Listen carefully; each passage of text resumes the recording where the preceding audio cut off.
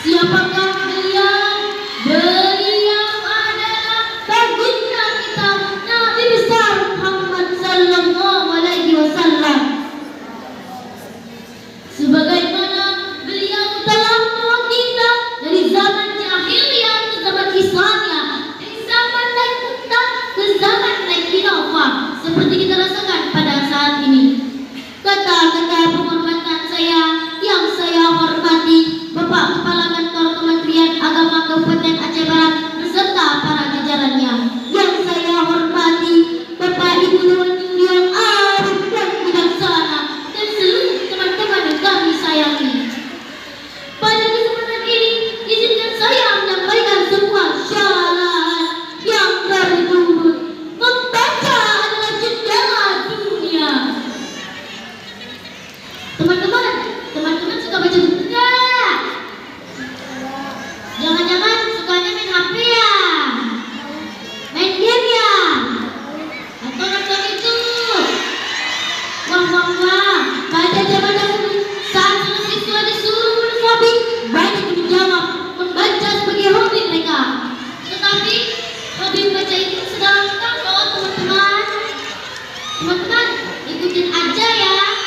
Baca, ayo kita membaca, karena membaca firman Allah pertama, karena membaca firman Allah pertama.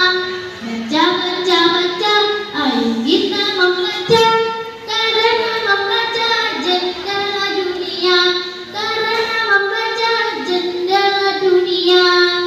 Teman-teman yang dirahmati Allah, membaca merupakan media utama untuk berilmu pengetahuan, karena dengan membaca kita bisa menjadi orang-orang pandai, dan pada akhirnya kita akan berilmu pengetahuan, dan pada puncaknya kita akan diangkat derajat oleh Allah Subhanahu wa taala. Hal ini sesuai dalam firman Allah dalam surah Al-Hijr dalam ayat 11.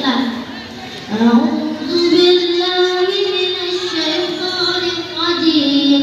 Bismillahirrahmanirrahim. Yarfa'illahu alladhina amanu minkum walladhina utul ilma darajat. Yang artinya Allah mengangkat derajat orang-orang yang beriman di antaramu dan orang-orang yang berilmu pengetahuan beberapa derajat.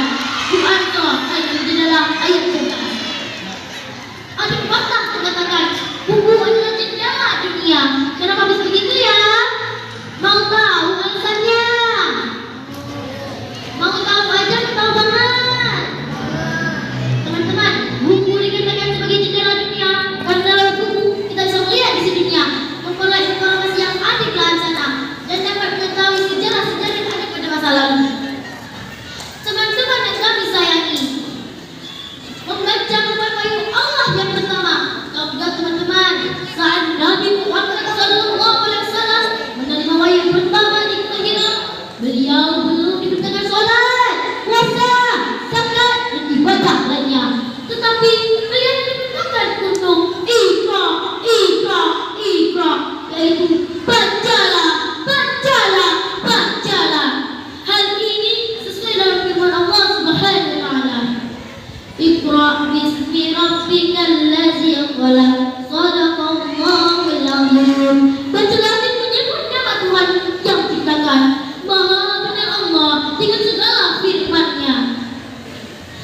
Hal ini menjadi bukti nyata bahwa kegiatan membaca itu adalah kegiatan yang sangat penting dalam setiap hari, termasuk dalam konteks pendidikan. Sukses atau tidaknya kita di masa depan sangat tergantung seberapa sering kita membaca. Semakin sering teman-teman membaca, maka semakin besar pula tingkat keberhasilan yang akan kita peroleh.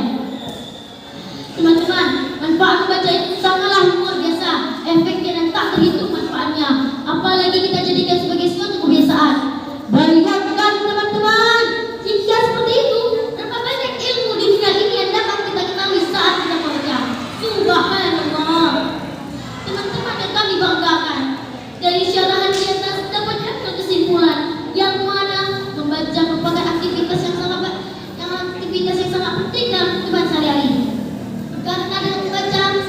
Karena dengan membaca mempunyai aktivitas yang sangat penting dan bisa menambah wawasan kita. Demikian syarah yang dapat saya sampaikan. Lebih dan kurang saya mohon maaf. Putih-putih hormati harmoni di pagi hari.